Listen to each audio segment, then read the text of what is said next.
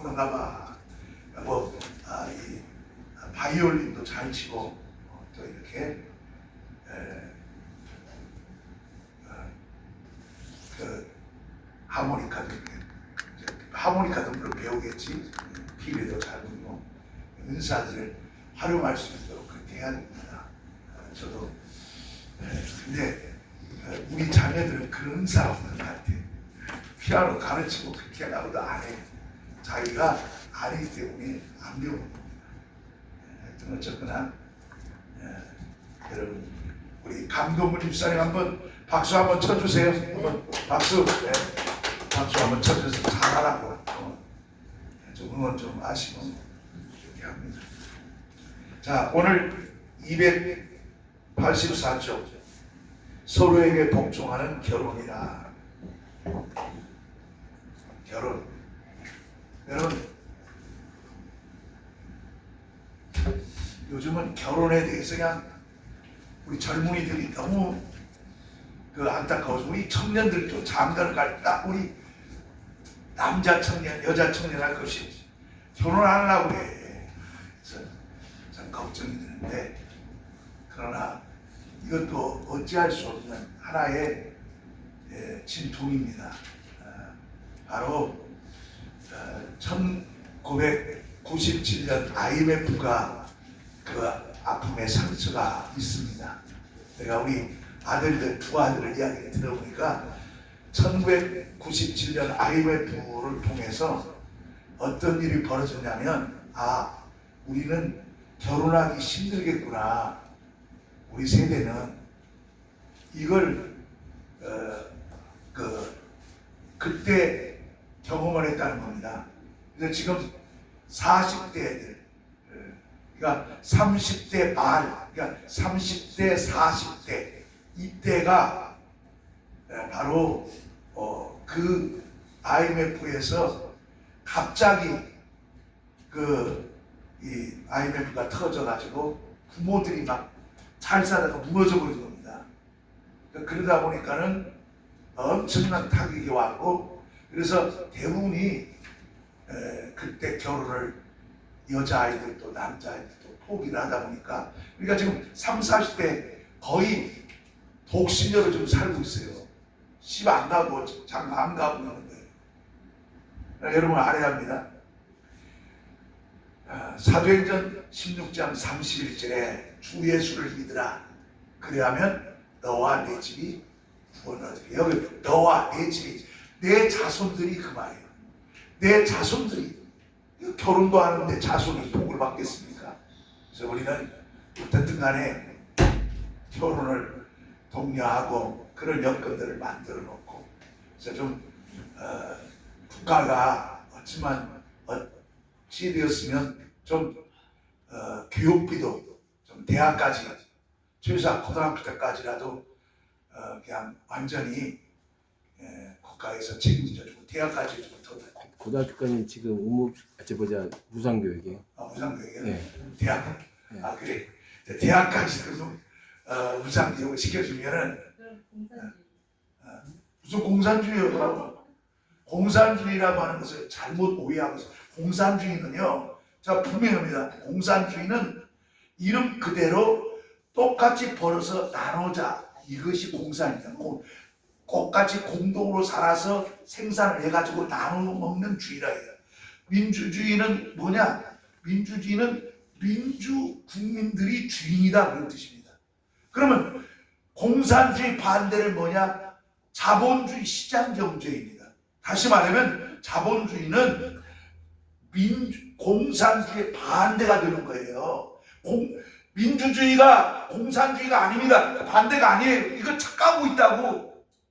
민주주의 반대는 독재주의입니다.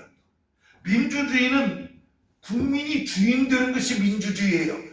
그러면 독재하는 것이 뭐냐? 혼자 자기가 다 해먹겠다고 하는 것이 독재주의고 전제주의고, 바로 이게 옛날 왕권주의입니다.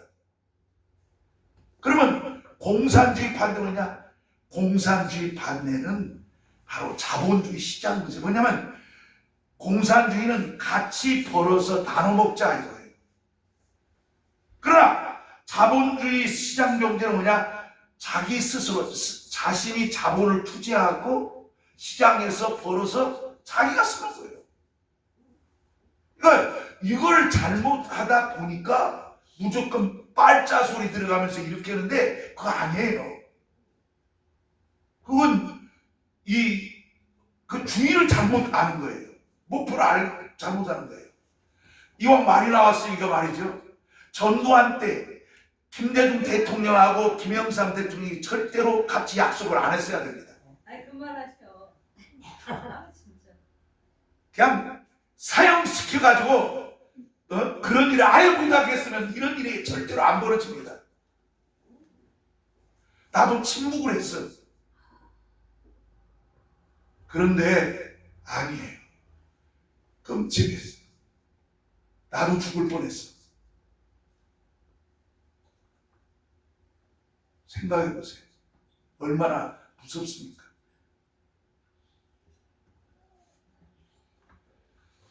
자, 결혼 얘기하다 보니까 여기까지 왔습니다. 분명히 우리가 그런 이야기를 할 적에는 공산주의도 이슬람권도 다 전도해야 돼요. 전도 대상, 민주주의도 전도 대상이에요. 모든 나라 할 것 없이 다 들어가서 전도. 지금 북한에 가가지고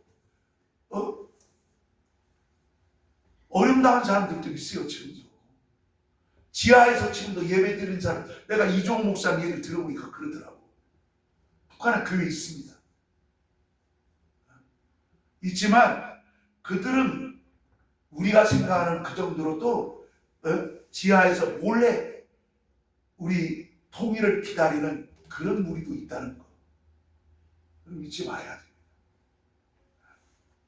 그래서 우리는 절대로 이러한 잘못된 것들을 우리가 지적할 수 있어야만이 우리 앞으로 미래가 행복해질 수 있다는 것을 꼭 기억하시기 바랍니다. 자, 우리 성경 보시겠습니다. 에베소서 3장 3절 6절입니다.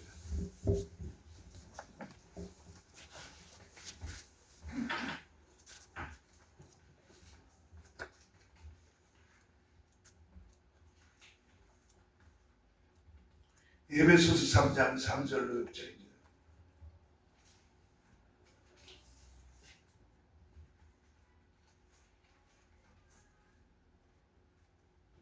에베소서 3장 3절 6절입니다. 우리 똑같이 읽겠습니다. 시작. 곧 계시로 내게, 에베소서 3장 3절로 6절, 제 성경 311쪽입니다. 우리 한번 다 같이 읽겠습니다. 시작. 곧 계시로 내게 비밀을 알게 하신 것은 내가 먼저 간단히 기록함과 같으니 그것을 읽으면 내가 그리스도의 비밀을 깨달은 것을 너희가 알 수 있느니라. 이제 그의 거룩한 사도들과 선자들에게 성령으로 나타나신 것 같이 다른 세대에서는 사람의 아들들에게 알리지 아니하였으니 이는 이방인들이 복음으로 말미암아 그리스도 예수 안에서 함께 상속자가 되고 함께 지체가 되고 함께 약속에 참여하는 자가 됨이라. 아멘. 여러분, 하나님이 바울에게 알려주신 비밀이란 말은 우리가 가장 소중한 것을 말해요. 비밀이야 할 때는 소중하다는 얘기죠. 근데 이 비밀은, 사실 이 비밀은 예수 그리스도이십니다. 성경에서 보여준 모든 비밀은 예수 그리스도와 다 연관이 되어 있습니다. 그리고 이 비밀은 말세와 다 연관이 되어 있습니다. 이 비밀은 바로 14만 4천에 숨겨진 비결이 있다는 것을 알아야 됩니다. 14만 4천은 이스라엘 백성들, 즉 이스라엘 유대인들이 구원받은 수입니다. 다시 말하면 이스라엘이 구원받는 수가 14만 4천입니다. 거기에 유다도 있고 12지파 가운데 다 들어있습니다. 자, 지금 마지막 유다만 지금 남아있는 거예요. 12만 4천. 12만 4천. 이것이 합치면 14만 4천. 그러니까 1만 2천 명이에요. 1만 2천. 예, 여러분 유대인들이 예수 믿고 구원받는 수가 1만 2천밖에 안 된다는 거예요. 느반 지파도 1만 2천. 모든 네이 지파도 1만 2천. 그게 무슨 말입니까? 구원받는 수가 그렇게 적어요. 우리가 예수를 진짜 엉터로 믿으면 안 된다는 얘기입니다. 교회 다닌다고 해서 구원받는 게 아니에요. 진짜 예수님이 나의 구세주라고 고백할 수 있는 그 믿음이 우리에게는 필요한 거예요. 그러니까 비밀은 바로 그 이방인의 충만한 수가 채우기까지 바로 유대인들 즉 이스라엘을 완악했다. 그러니까 유대인들이 전도 안 되는 것은 아직도 이방인이 충만한 수가 채우지 못했다. 로마서 11장 25절의 말씀이 지금도 비밀 가운데 이루어지고 있구나. 이렇게 봐야 됩니다. 근데 신천지에서는 14만 4천이 자기들이라고 이렇게 가르치죠. 그러니까 그 사람들은 성경을 자기 멋대로 자기 생각대로 판단하기 때문에 이런 문제가 생기는 거예요.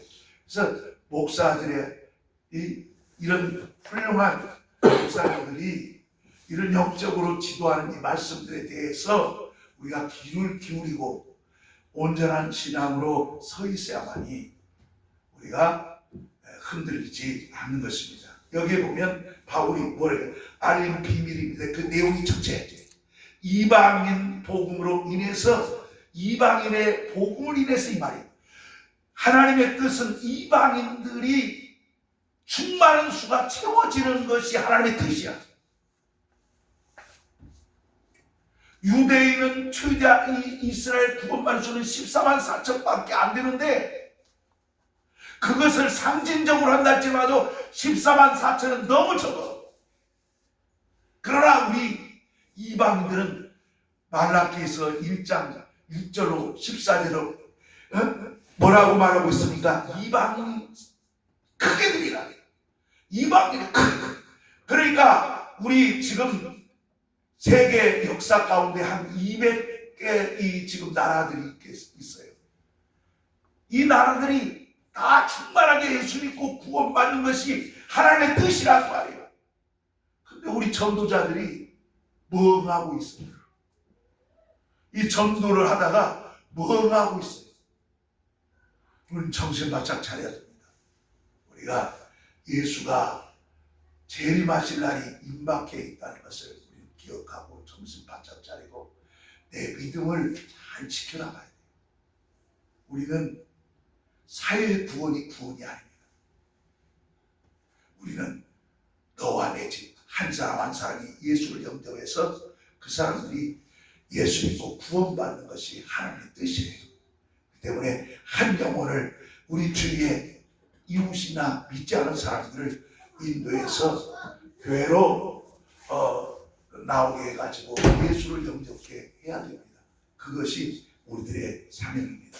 그런 이방의 복음을 위해서 첫째, 함께 상속자가 되고 상속자, 천국을 상속받는 겁니다. 두 번째, 함께 지체가 되고 같은 지체, 한 몸이라 이 말이에요. 지체는 이게 다 지체예요. 우리 손 다 연결된 다 지체예요. 유기적이라 그러는 거예요.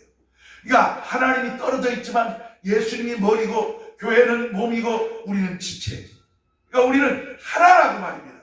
이렇게 하는 것이 비밀이에요. 비밀로 바울에게 주신 것이다. 세 번째로 함께 약속에 참여하는 것. 약속에 참여하는 거 뭡니까? 하나님 나라에 들어가서 영원히 영생복락 누리는 거예요. 우리 주님과 함께 영생복락 누리는 저와 여러분 되기를 주의 이름으로 축원합니다. 아멘이 하나도 안 나오네. 여러분 천국 가기 싫어? 여러분 예수 영혼이 구원받아 천국 가기 싫습니까? 다시 한번, 왜냐하면 이 기회를 놓치면 안 되기 때문이에요. 자, 우리 다 천국의 소망을 가지고 예수를 영접하여 천국 가기를 소망합니다. 믿습니까? 여러분 절대로 여기에 빠지면 안 돼요. 자, 그러면 에베소서 5장 21절로 28절 우리 함께 같이 읽겠습니다. 자, 똑같이 읽겠습니다. 시작. 그리스도를 경외함으로 피차 복종하라. 아내들이여 자기 남편에게 복종하기를 죽게 하듯 하라. 이는 남편이 아내의 머리됨이 그리스도께서 교회의 머리됨과 같음이니 그가 바로 몸의 부주십니다. 그러므로 교회가 그리스도에게 하듯 아내들도 범사에 자기 남편에게 복종할지니라. 남편들아 아내 사랑하기를 그리스도께서 교회를 사랑하시고 교회를 위하여 자신을 주신같이 하라.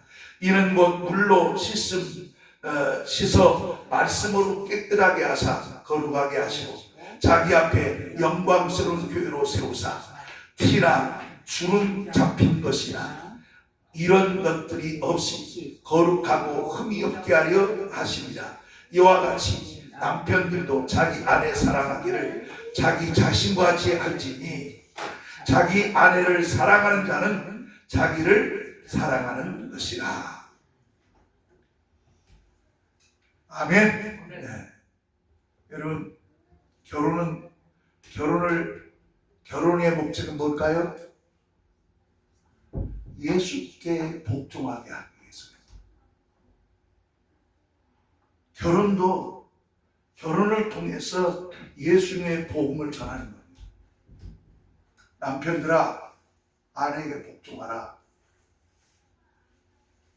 아내들이여 남편에게 순종하시오. 이렇게 있다고요. 이게 무슨 말입니까? 교회 몸된 교회가 그렇다 이 말입니다. 예수님은 교회 머리다. 우리 교회는 예수님의 몸이라 해요. 우린 지체라 이 말입니다. 그래서 결혼을 통해서 우리에게 뭘 이냐? 교회이신 그리스도가 교회 머리가 되시기 때문에 예수님은 교회 남편이 되신다 이 말이에요. 교회 남편이야. 교회는 바로 교회는 뭐냐? 예수님의 아내가 되는 거예요. 그러면 아내들이여 남편에게 복종하라 그 말은 결국 뭘 말하는 거냐? 예수께 복종하라는 얘기입니다. 남편을 들어서 설명해 줄 거예요. 쉽게 말해서. 야 성도들아, 아내 부부를 통해서 결혼한 것은 예수님과 결혼과 똑같은 거야. 결혼은 똑같은데 예수님에게 아내들이여 남편에게 순종하라 복종하라 그 말은 이 남편이 바로 교회 몸이신 교회이기 때문에 교회에 바로 복종해야 된다 이 말이에요. 결국 예수님께 복종하는 것이 되죠. 그리고 또 아내들이요. 아내는 바로 뭡니까? 우리 성도를 말하는 거예요. 우리 성도. 우리 성도들이요. 남편에게 복종하시고 순종하라 그랬다면 우리 몸된 교회 머리 되신 예수님께 복종하고 순종하라 그런 뜻이라는 말이에요. 그러니까 결혼도 다 뭐냐? 영적으로 지도하는 하나님의 비밀의 말씀으로 다 가르쳐 준 것이다 그 말입니다. 그러니까 네 안에 볼 때는 예수님께 내가 복종해야겠구나. 남편들은 그렇게 생각해야 되고 남편들은 또 내 아내를 사랑하는 것처럼 내 교회를 사랑하고 예수님을 사랑하게 되구나 이렇게 생각하란 말이에요. 결혼을 장려하라는 말이 아니에요. 에베소 교회는 교회론이에요. 에베소는 교회를 통해서 이렇게 하나님과 관계된 것을 가르쳐주고 있는 거예요.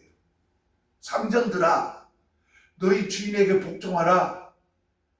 우리가 충성하는 것은 성령이잖아요. 우리 성령께 충성하라 이 말이에요. 그러니까 상전을 통해서 또 하나님께서 이와 같이 깨닫게 됩니다.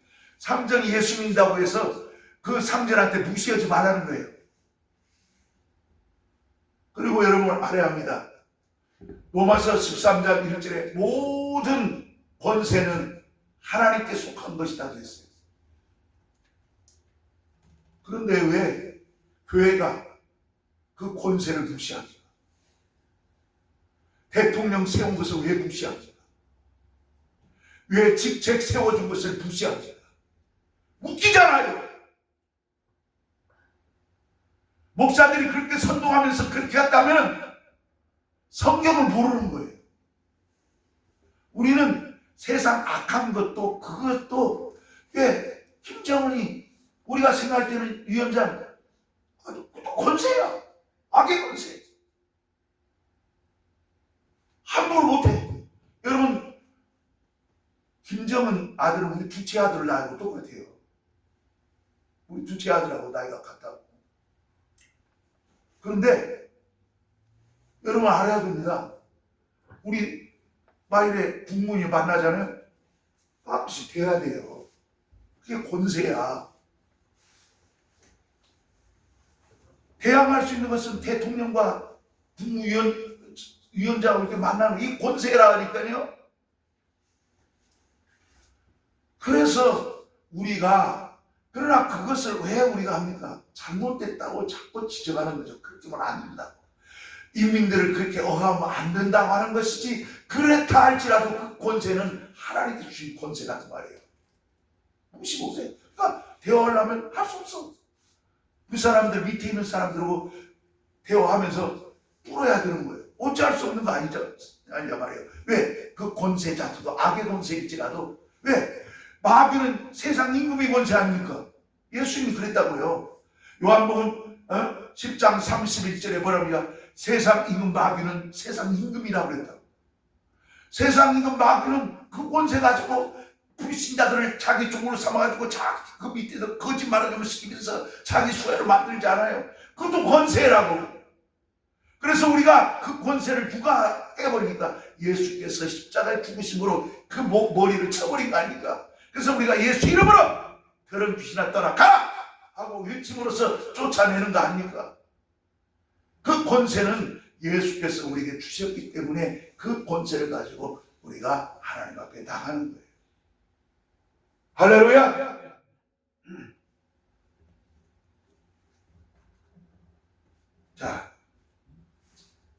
자, 아내와 관찰 침문을 한번 읽겠습니다. 시작. 아내와 남편에게 각각 요구하는 것이 무엇입니까? 에베소 5장 22절로 24절 25절. 자, 22절 먼저 읽겠습니다. 자, 22절 시작. 아내들이여 자기 남편에게 복종하기를 주께 하듯 하라. 아내들이여 남편에게 복종하기를 주께 하듯 하라. 이 말은 주께 하듯 하라. 그 말은 예수님을 지칭한 거예요. 이게 예수님 앞에 섬기듯이 그렇게 하라 그 말이에요. 교회를 그렇게 섬겨야 된다 이 말이에요. 자, 22절 또 한번 읽겠습니다. 22절 4절부터 25절 20절. 그러므로 교회가 그리스도에게 하듯 아내들이 또 범사에 자기 남편에게 복종하라. 그러니까 남편에게 복종할지니라 그랬어요. 그러니까 아내가 복종하는 것은 남편이지만 그 복종하는 그 주체는 누구냐? 예수님 앞에 복종하는 거라고 말이에요. 그러니까 남편을 볼 때마다 예수님을 생각하게 되고 아내들은 생각할 때마다 또 그 남편들은 하나님을 생각하고 예수님을 생각하는 거야. 아, 내가 아내를 사랑하는 것처럼 하나님을 그렇게 사랑해야 되구나. 이걸 하나의 잊지 못하도록 하나의 형상을 만들어준 거라니까요. 그런데 왜 결혼하면 그냥 애기는 앞으로 무슨 그냥 아내와 남편이 그냥 좋은 일만 있는 것 같이 그것은 신혼 때야. 처음 만나서 좋을 때지 살다 보면 어떻게 돼요? 다 아내는 아내 뜻이 있고 남편은 남편의 다 뜻이 있어 안 맞으니까 나중에는 어떻게 돼요? 서로 그러니까 불화가 나고 싸움이 나고 그러잖아요. 그렇기 때문에 우리가 주님이 주신 이 말씀을 생각하면 남편 배반하겠어요? 아내 배반하겠어요? 자기 인간적인 생각으로만 우리 남편은 나를 사랑하지 않는다고 또 아내를 얘기 들어보면 우리 남편은 나를 사랑하지 않는다고 다른 여자 사랑한다고 이렇게 얘기한다고요. 왜? 주님이 거기는 없어. 근데 주님이 있으면, 주님이 거기에 중심이 있다면 어떻게 남편을 헐뜯고 아내를 헐뜯고 이렇게 할 수 있냐 이 말이에요. 주님이 없어 거기에. 죽게 하든 예수님이 결혼과 가정에도 중심이 예수예요. 부부에도 중심이 예수예요. 오늘 직장에서 일할 때도 그 중심에는 예수예요. 바로 거기는 성령님이 계셔요. 성령님께 충성하듯이 우리는 성령께 충성해서 교회를 받들어 섬기고 충성해야 돼요. 예수께 충성해야 되는 겁니다. 성령은 우리에게 일하라고 보내신 분이기 때문에 그런 거예요.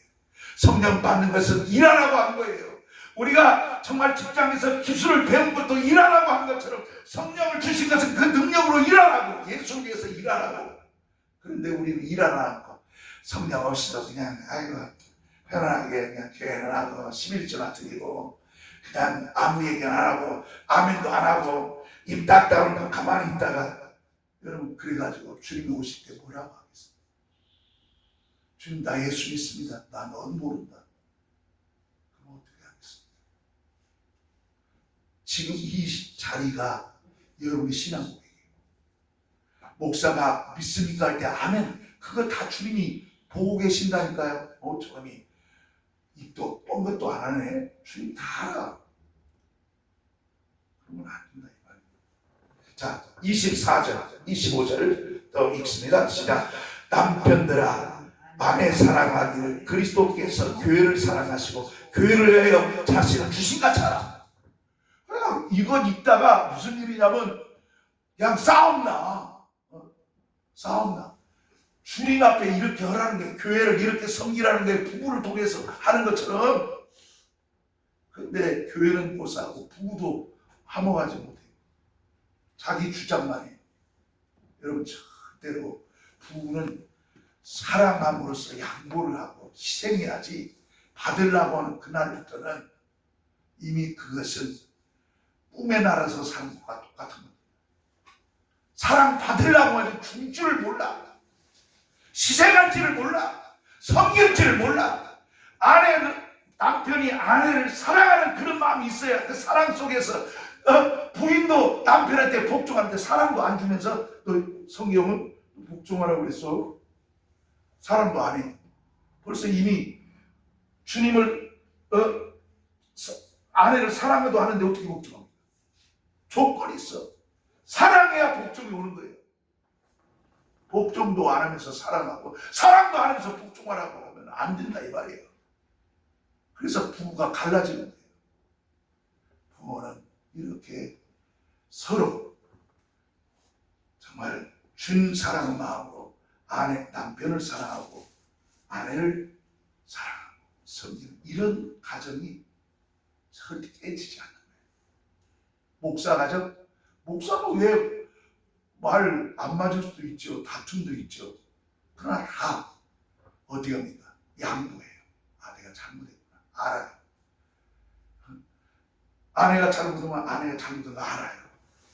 그러면 이해하고 나가야 되는 거예요. 그걸 끝까지 그냥 용서받아, 너 부끄러워 할 때까지 끌으면 싸운다. 무슨 말인지 아세요? 왜 대답이 없어? 믿습니까? 그래야 끝까지 가는 거예요. 자, 그래서 아내는 남편에게 복종해 죽게 하듯 하고, 두 번째, 교회가 그리스도께 하듯 아내를 범사에 이렇게 자기 남편에게 복종하듯 하고, 남편들아 아내에게 그리스도께서 교회를 사랑하시고 교회를 위해서 자신을 주심같이 그렇게 하라. 결국 뭘 말합니까? 부부는 둘이 합쳐서 예수 섬기는 거예요. 부부는 분열하지 말고 주님을 사랑하고 주님께 복종하고 살아라 그 말이에요. 나누지 말고 지잘났다고 하지 말고. 그런데 이 뜻은 모르고 자꾸 지잘났다고 하니, 제가 가서 목사기 때문에 많은 사람 만나잖아요. 다 지잘났어요. 다 이 말 말하면 남편 말은 그 말이 맞고 또 아내 말을 들으면 그 말이 맞고, 어디 옳지를 모르겠어 목사는. 그러니까 이 얘기할 수밖에 없어요. 사랑 안 했군 남편이. 아내가 복종 안 했군요. 사랑도 안 해주는데 어떻게 복종합니까? 그죠? 근데 사랑했대 남편은. 그리고 아내는 나 복종했는데 말이 안 되죠. 말이 안 되는 겁니다. 우리는 예수님 앞에 예수님 섬기는 마음으로 아내도 섬기고 남편도 섬기고 아내도 사랑하고 이러면 절대로 가정이 깨지지 않습니다. 자, 오늘의 묵상을 보겠습니다. 자, 똑같이 읽습니다. 시작. 많은 사람들은 결혼을 통해서 자신의 행복과 구원을 얻으려 합니다. 그러나 배우자는 자기 필요를 완전히 채울 수 없고 이 기대는 실망과 갈등을 낳습니다. 이제 다 설명한 거예요. 제가 성경이 말하는 결혼 목적은 연합입니다. 그렇지, 연합이죠. 부부가 서로를 통해 똑같이 읽는 거예요. 지금 시작. 부부가 서로를 통해 성숙해지며 복음을 경험하는 관계입니다. 부부가 그래서 복음 예수를 경험하는 거죠. 바울은 에베소에서 부부에게 서로 복종하라고 명합니다. 이는 단순한 역할 분담이 아닌 그리스도를 경외함으로 자발적으로 상대를 섬기라는 뜻입니다. 의미란 말은 뜻이란 말이죠. 당시 남편은 절대적인 권유란을 가지셨습니다. 그렇죠? 남편은 하늘입니다. 옛날 모든 우리 조선시대나 모든 역사는 여자는 사람도 아니에요. 그런데 우리가 알아야 됩니다. 자, 당신은 절대적인 권한을 가졌고 아내는 남편에게 의존을 했습니다. 그렇죠? 그래서 과부는 못 살아요. 그래서 옛날에 가부와 고아를 같이 왔어요. 불쌍히 같이 왔다고. 요즘은 생활들이 다 넉넉해서 혼자 살아도 다 먹고 살 수 있어서 그냥 독신주의로 사는 이유도 경제적으로 부강해지니까 그런 거예요. 그러나 실질적으로 우리가 아는 것은 그 경제를 넘어서 하나님의 뜻을 섬김에 있어서 결혼은 주님의 명령이기 때문에 결혼하라. 결혼해서 주님을 섬기며 충성하라. 그런 뜻입니다. 자, 그리고 계속해서 또 같이 읽습니다. 자, 그부터 시작. 당시 남편은 절대적인 권한을 가지고 아내는 남편에게 의존했습니다. 그러나 바울은 아내에게 자발적으로 남편의 권위를 인정하고 존중하라고 말합니다. 그리고 남편에게는 그리스도께서 교회를 위해 죽으신 것처럼 아내를 사랑하라고 요구합니다. 이는 권유를 자랑하거나 강요한 것이 아니라 자신을 희생하며 섬기라는 명령입니다. 여기에 있습니다. 현대는 부부가 경제적인 사회적으로 동등하다고 말합니다. 그렇죠.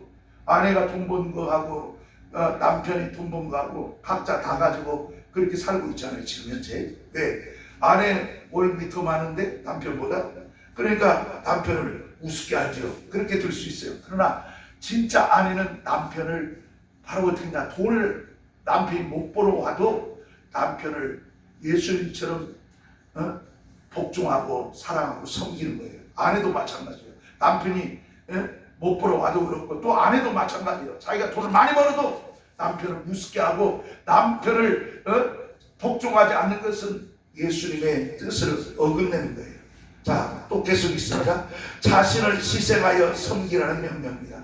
현대는 부부 경제적인 사회도 동등합니다. 하지만 사람들은 결혼을 통해서 행복을 누리지 못합니다. 그것은 표면적으로는 동등한 것처럼 보이지만 근본적으로는 자기중심성을 버리지 못하기 때문입니다. 부부는 자신을 먼저 돌아보고 상대를 편안한 태도에서 벗어나야 합니다. 결혼은 자신을 내어주신 그리스도의 사랑을 드러내는 복음의 신비입니다. 그러므로 경외함으로 서로 복종하는 삶이 진정한 연합과 행복을 이룹니다. 할렐루야! 할렐루야! 섬김과 봉사예요. 복종하는 거예요. 아내만 아니야. 아내도 남편도 예수님께 복종하자. 부부도 그렇게 서로 사랑하고 섬겨야 합니다. 믿습니까? 그래야 그 가족이 주님 오실 때까지 변하지 않고 함께. 좀 남편이 좀 모자라 부족해. 그래도 부모. 그래야 하나님 앞에 가서 아이고 잘했어. 애라부에서도 참 잘했다. 칭찬받는 거예요. 또 우리 강병주 사님 혼자 있어도 괜찮아. 왜? 혼자 우리 지은이 사랑에 잘 키우잖아.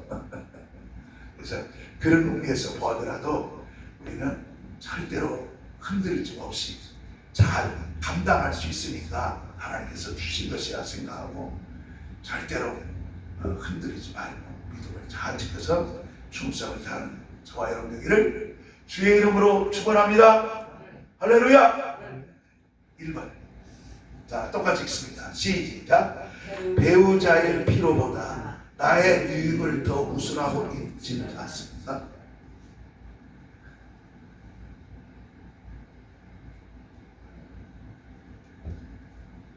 여러분 지금 여러분한테 묻는 겁니다. 나한테 묻는 거 아니에요. 여러분 지금 대답했어요. 뭐라고 합니까? 우리 감독사님, 그래도 우리 감독사님 이거 어떻게 대답해야 돼?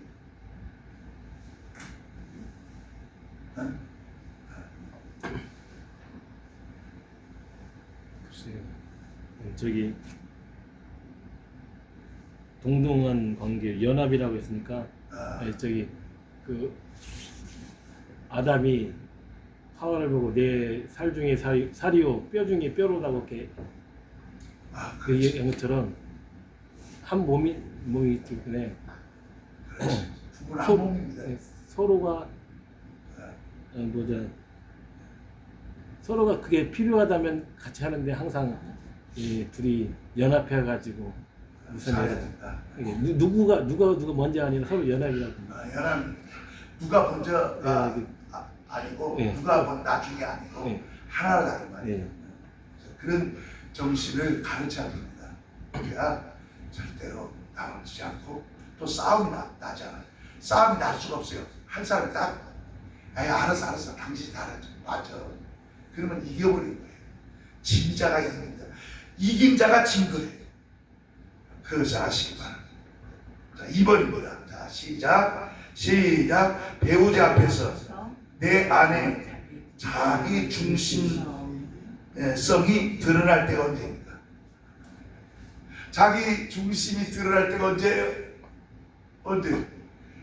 자기 의를 세우는 사람들이겠죠. 내가 오라. 당신은 틀렸고 내가 맞아. 그러니까 다름과 틀림이 여기 있는 겁니다. 다를 수가 있어요. 다르다고 틀린 게 아닙니다. 다름과 틀림.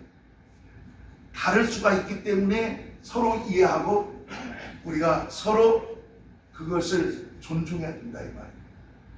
부정한다고 해서 그 사람을 악한 사람을 추구하지 말아요. 우리는 항상 둘로 나누려고만 생각하잖아요. 절대 그렇지 않습니다. 우리는 다르다. 다르기 때문에 우리가 서로 이해하고 우리가 같이 좁혀가자 이런 마음을 가져야 됩니다. 부부가 특히 부부 생활 가운데서 가장 중요한 것이 뭐냐면 바로 이런 자세가 필요합니다. 자기 의를 자기 중심을 주장해 버리면 싸움 나가지고 살 수가 없어요. 그럼 어떻게 하냐? 부부는 준성이듯이 부부가 같이 남편과 아내가 서로 사랑하고 연합을 이룰 수 있도록 이렇게 나가다 보면 그 가정은 행복한 거고 그것을 그대로 보고 있는 것이 누굽니까? 바로 자녀들입니다. 자기 낳은 자녀들이 그 보고 있어요. 그러면 그것을 보고 우리 아빠 엄마는 참 대단하신 분이야. 나도 저렇게 살아요. 우리 아버지 어머니가 그랬거든요. 사실 우리 아버지 어머니는 참 너무 이렇게 뜨거웠습니다. 볼 때마다 나도 아버지 어머니처럼 그렇게 해요. 내 어머니 돌아가시고 또 우리 아버지 성격이 그런가 봐요. 여자에게 안 되게 빠져버린다 하다 보니까 두 번째 본 사람이 이제 문제가 생기거든요. 다 우리 재산 다 말아먹고 그리고 가셨어요. 그 시어머니 모셔가지고 다 말아먹고 가셨습니다. 그래서 그런 의미에서 본다면 나는 여러분들에게 이야기합니다. 앞으로 60 넘은 사람들은 혼자가 되거든. 자녀를 위해서 혼자 사십시오. 남자도 그렇고 여자도 그렇고 다시 결혼하지 마세요. 이것은 자녀들한테 문제입니다. 저희 어머님이 54세에 돌아가셨거든요. 그래가지고 하다 보니까 배달한 동생이 나왔어요. 그러다 보니까 어떻게 된지 아십니까? 여러분 그때부터 연합할 수가 없어요. 하나 될 수 없어요. 우리 아버지는 그저 어머니 말이면 그냥 다 오라요. 우리 어머님 살아계실 때 똑같아요. 근데 뭐라고 하겠어요? 그게 현실이에요. 그래서 내가 생각할 때 그랬어요. 자녀들의 미래를 위해서라도 혼자 살아가고, 남자도 그렇고 여자도 그렇고 힘들어도 그냥 주님 빨리 내 아내 따라서, 아내가 먼저 갔으면 아내 따라서 빨리 나도 가게 해주시고, 그 다음에 또 남편이 먼저 죽었으면 아내도 빨리 남편 따라 나도 가게 해달라고, 그러면서 충성하세요. 예수 앞에 충성하면 하나님이 그 사람을, 그 가정을 끝까지 책임지시고, 우리 부잣집입니다. 부잣집이 다 없어져 버려요. 그걸 아셔야죠. 자, 오늘의 기도입니다. 자, 오늘의 기도 똑같이 읽습니다. 시작. 결혼은 연합을 이루는 것입니다. 그러나 이 연합은 자기 중심성을 가질 때는 이룰 수 없습니다. 그러나 주님의 사랑을 깨닫게 하옵소서. 주님의 은혜를 알게 하옵소서. 그러므로 우리 안에 있는 자기 중심성을 버리고 서로 사랑할 수 있도록 인도하옵소서. 할렐루야!